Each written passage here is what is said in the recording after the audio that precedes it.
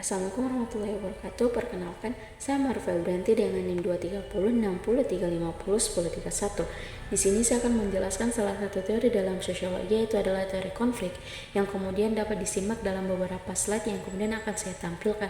Selamat menonton.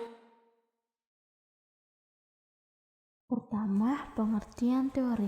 Nah, teori sendiri dapat diartikan sebagai suatu seperangkat konsep, definisi, dan proposisi yang saling berhubungan untuk memberikan pandangan sistematis tentang suatu fenomena dengan tujuan untuk menjelaskan dan memprediksi fenomena tersebut.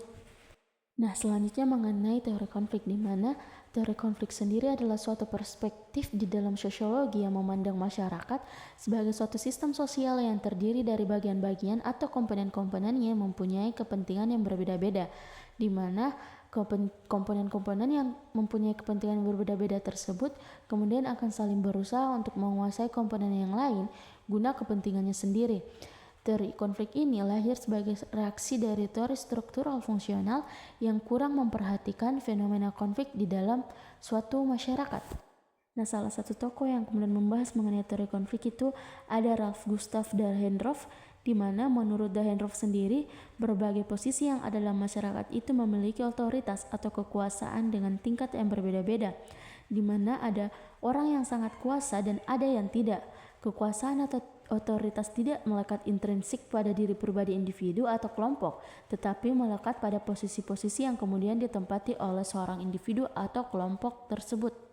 Dahrendorf juga berpendapat bahwasanya masyarakat atau sistem sosial itu senantiasa berada dalam keadaan dinamis dan memiliki potensi konflik yang disintegrasi, di mana keteraturan dalam suatu masyarakat itu terjadi karena adanya suatu paksaan, karena terdapat posisi sosial yang memiliki otoritas tersendiri yang kemudian bukan ditentukan oleh individu, melainkan oleh posisi yang disandang oleh seseorang tersebut.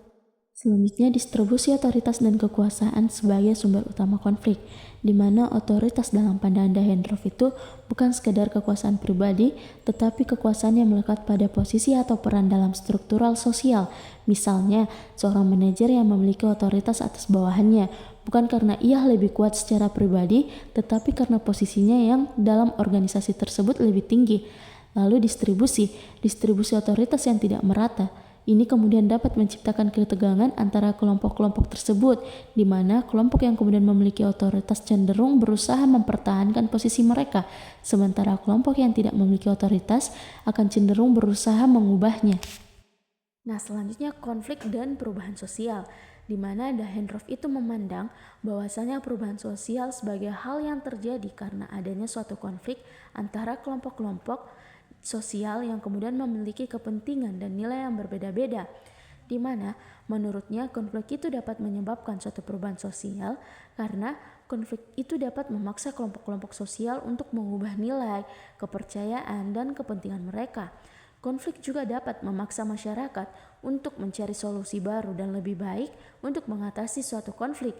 Bagaimana kemudian secara keseluruhan Dahrendorf memandang konflik sebagai suatu proses yang alami dan tidak dapat dihindari dalam suatu masyarakat, yang kemudian dapat menimbulkan perubahan sosial yang lebih baik atau lebih buruknya itu tergantung pada bagaimana kemudian konflik tersebut diatasi dan diresolusi.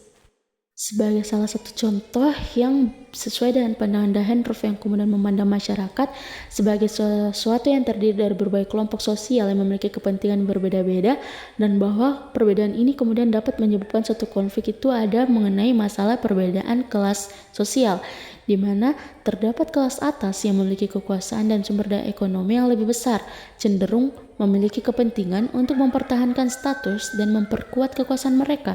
Sedangkan untuk kelas bawah cenderung memiliki kekuasaan dan sumber daya ekonomi yang lebih kecil, sehingga mereka lebih cenderung memiliki kepentingan untuk mengubah status dan memperoleh kekuasaan serta sumber daya ekonomi yang lebih baik. Hal tersebut kemudian menggambarkan bagaimana kemudian konflik yang terjadi dapat menyebabkan memperkeruh hubungan antar kelas dan meningkatkan kekerasan serta dapat memperoleh stabilitas sosial. Nah, selanjutnya komunikasi dan negosiasi sebagai solusi penyelesaian konflik.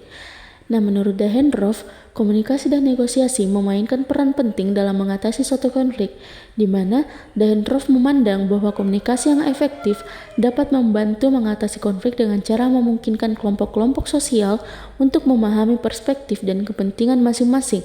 Dengan demikian, komunikasi dapat membantu mengurangi kesalahpahaman dan meningkatkan kesadaran akan kepentingan dan nilai yang berbeda-beda. Sedangkan negosiasi, menurut Dahendorf, adalah suatu proses yang memungkinkan kelompok-kelompok sosial untuk mencapai suatu kesepakatan yang lebih baik, di mana negosiasi dapat membantu mengatasi suatu konflik dengan cara memungkinkan kelompok-kelompok sosial untuk mencapai suatu kesepakatan yang lebih baik dan untuk memuaskan kepentingan masing-masing. Mungkin itu sedikit yang dapat saya sampaikan.